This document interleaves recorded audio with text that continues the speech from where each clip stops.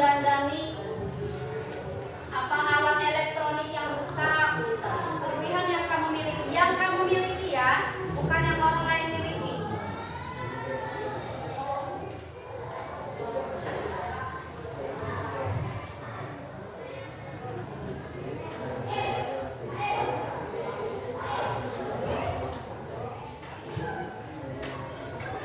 Sudah belum?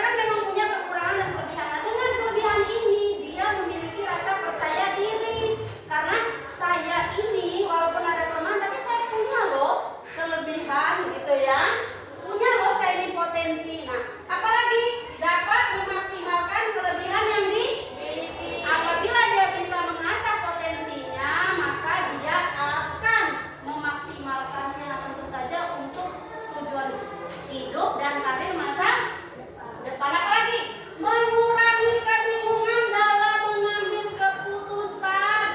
Contohnya nanti dia di dunia kerja atau ke sekolah lanjutan. Bisa juga kalau dia sudah mengenali potensi diri, jadi nggak bingung, nggak ikut-ikutan. Teman saya sekolahnya ke sana, ikut ke sana, padahal dia potensi yang dimiliki yang harus diasah itu berbeda dengan temannya, begitu ya?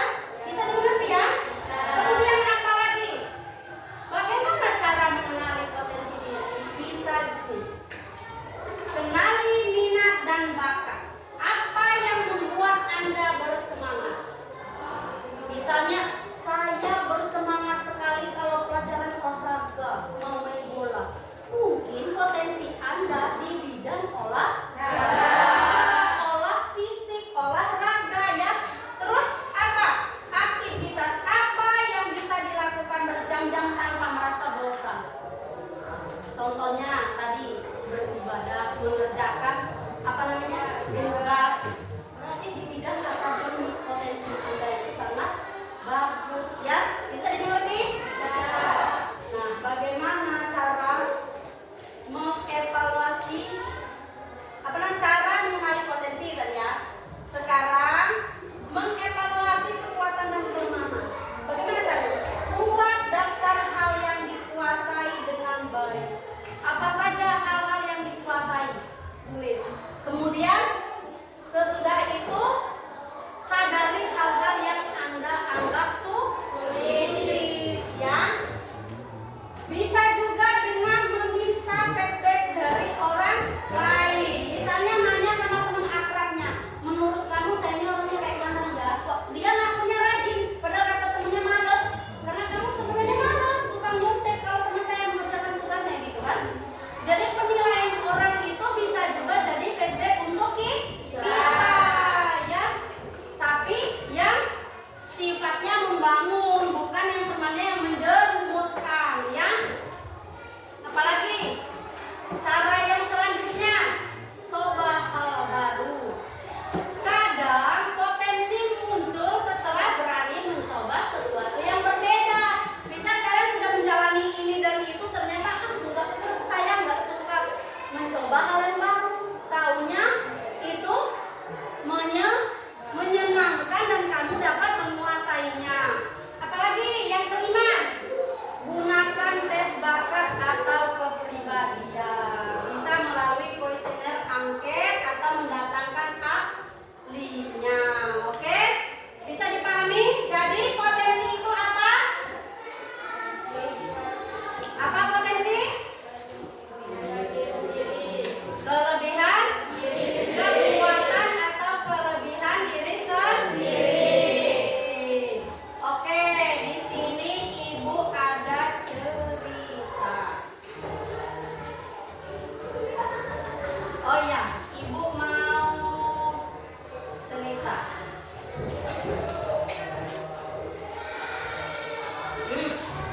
Mari kita simak. Ibu bacakan, kalian menyimak ya.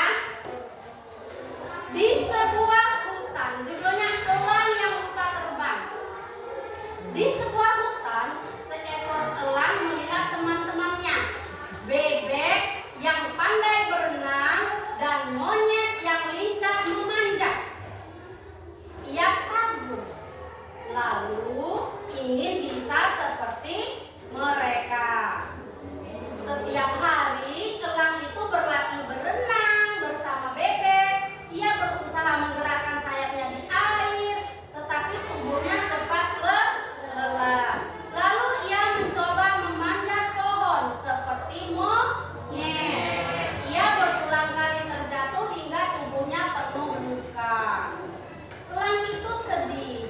Ia merasa tidak berguna karena tidak bisa sehebat teman-temannya. Hingga suatu hari seekor burung tua berkata, "Mengapa kau memaksa menjadi seperti mereka? Kau punya sayap yang kuat, bukannya berenang atau memanjat. Kau diciptakan untuk terbang tinggi di langit." Nah, itu ceritanya. Elang itu terdiam. Ia mencoba mengepakkan sayapnya,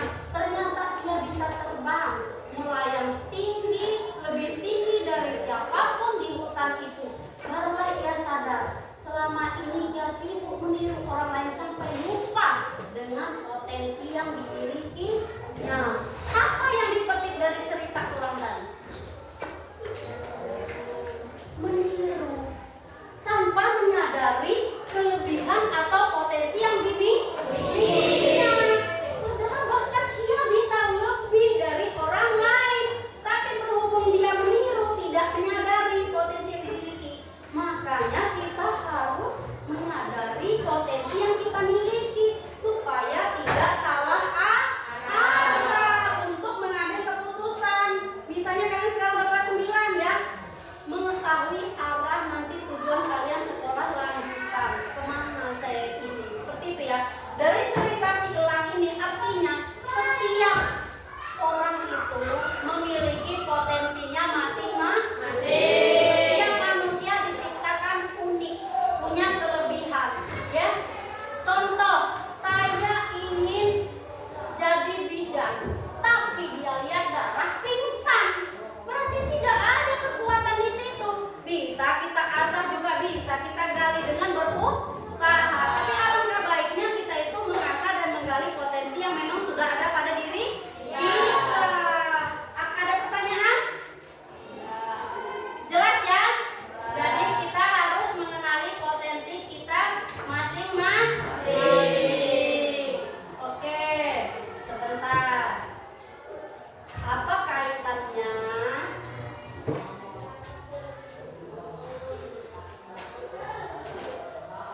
nah, di sini ibu punya kartu potensi.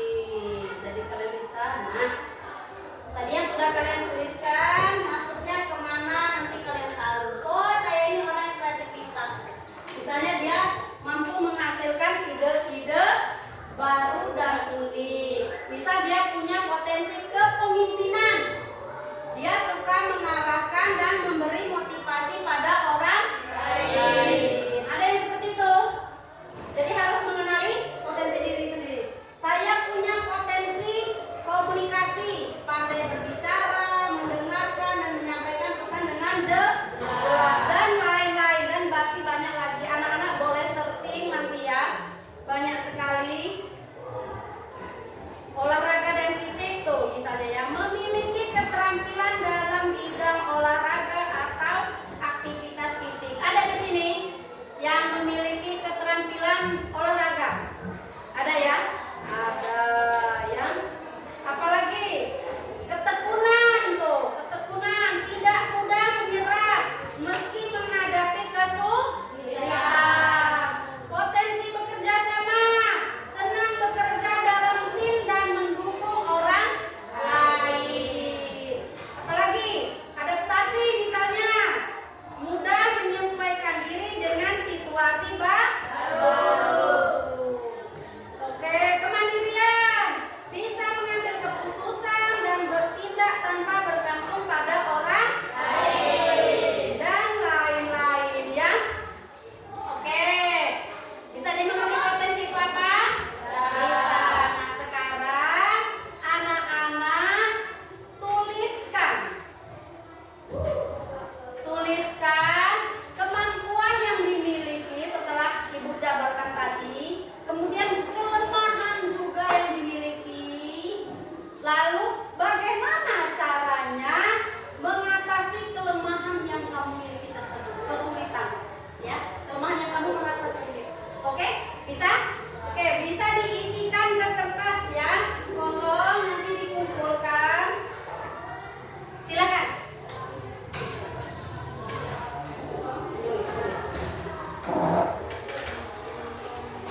Kelebihan yang kalian miliki dan kekurangan atau kelemahan yang kalian miliki. Kemudian bagaimana cara mengatasi kelemahan atau kekurangan tersebut. Dituliskan di kertas ini.